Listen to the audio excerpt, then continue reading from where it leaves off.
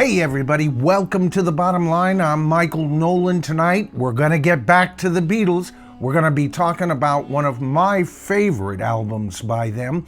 And of course I'm talking about Magical Mystery Tour. But before we get to any of that, look what I found. One of Mrs. Toad's cookies. I'll be right back.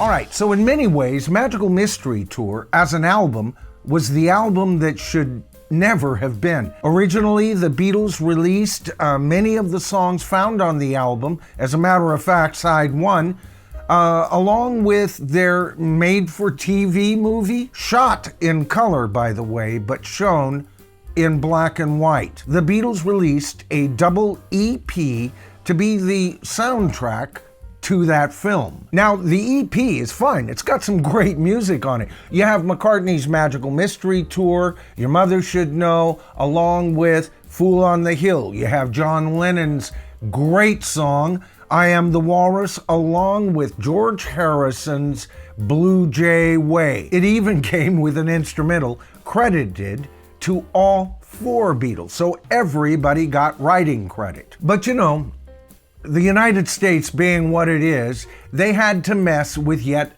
another Beatle release. They did this all the time. They would make 2 albums for every Beatle album, it seems like. But this time around, they got it right. You see, by adding 3 more John Lennon songs, it evened up the writing credits between him and McCartney. McCartney on the EP was responsible for half of the material. On this new version, the album, he only has 1 track more than John Lennon. And what they did with this album is what they should have done with the last album. If they had done that, we wouldn't even be talking about Magical Mystery Tour as an album. And of course, I'm talking about the addition of Strawberry Fields Forever and Penny Lane, both songs that were recorded for and to be included in Sgt. Pepper's Lonely Hearts Club Band. But Brian, their manager, needed a brand new hit single. So him and George Martin decided to take off these 2 songs and release it as a double A-side. A single that didn't hit number 1. It hit number 2 in England, but Engelbert Humperdinck beat him to the punch. But you know, it goes beyond that.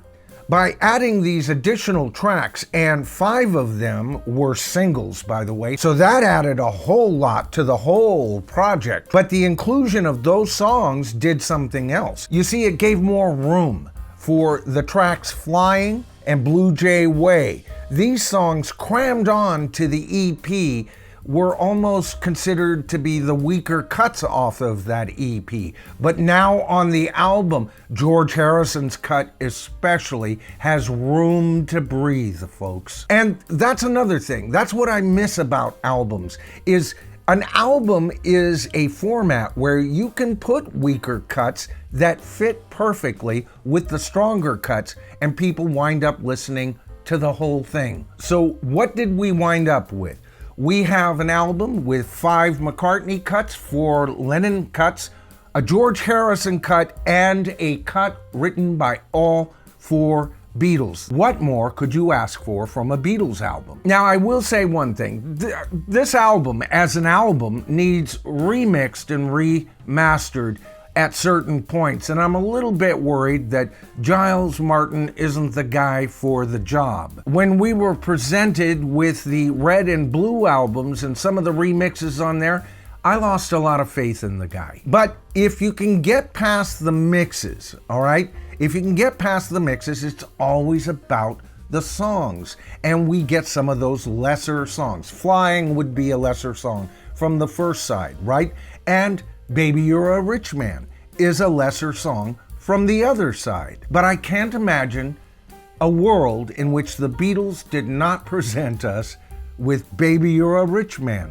What a wonderful song. It's just perfect. And another thing, with either Lennon or McCartney up by 1 song on any album, those are usually my favorite Beatle albums. albums. With Rubber Soul, John Lennon was slightly ahead of Paul in the songwriting stakes. And Revolver, it was Paul. And Sgt. Pepper's Lonely Hearts Club Band, Paul took a major step forward. But here, he's relegated back to almost a 50-50 proposition on this album, which is interesting because when you think of this album along with its film and the EP, a lot of it was McCartney's idea to begin with. Now, McCartney shines like a brand new penny on this album, on both sides. There is no doubt about it.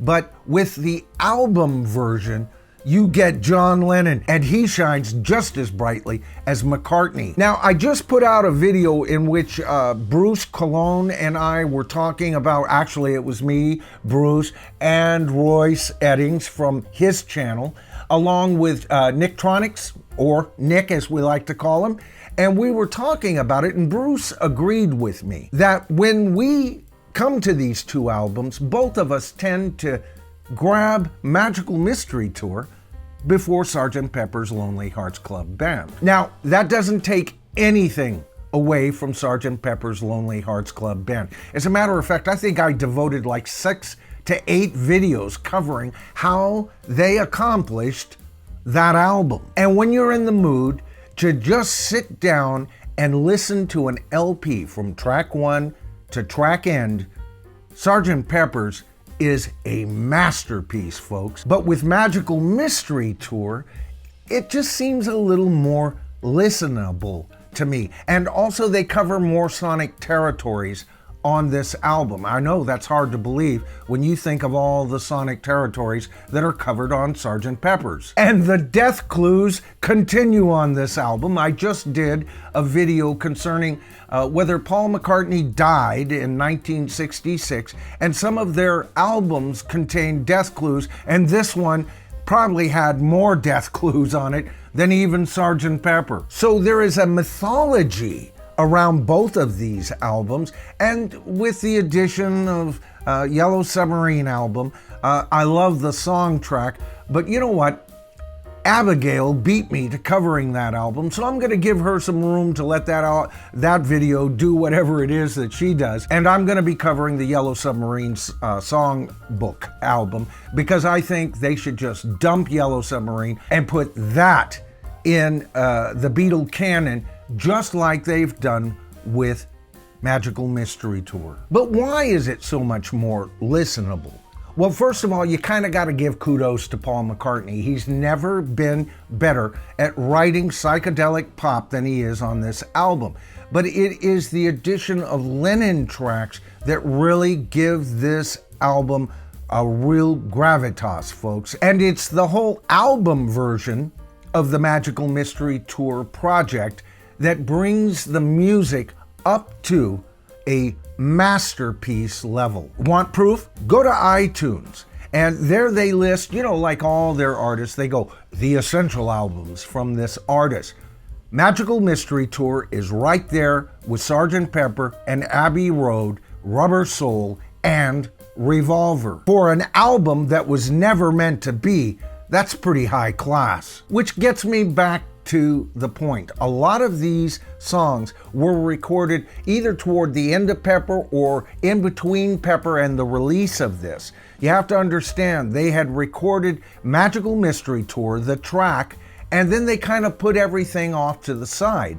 And they went to India and all of that. Their manager died, and then they got to the point of filming and doing this album. I think they just ran out of energy and decided to do a double EP. But they were still recording singles and things like that, and a lot of that stuff wound up on this album. Now, the critics criticized a lot of the material during this time period as being lazy by the Beatles. They were crawling up their own arses a little bit, spending far too much time trying to find new ways to record. Critics, as usual, don't know what they're talking about. And history proved them wrong. So, my question to the tribe tonight, folks, what do you think? And as a matter of fact, which album do you play more often between Sgt. Pepper's Lonely Hearts Club Band, oh boy, I know I'm asking for trouble here, or Magical Mystery Tour?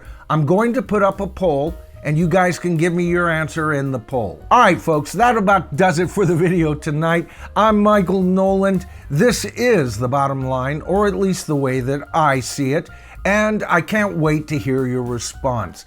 All right, don't forget, in the comments, we become a tribe. Outside the comments, we are the tribe.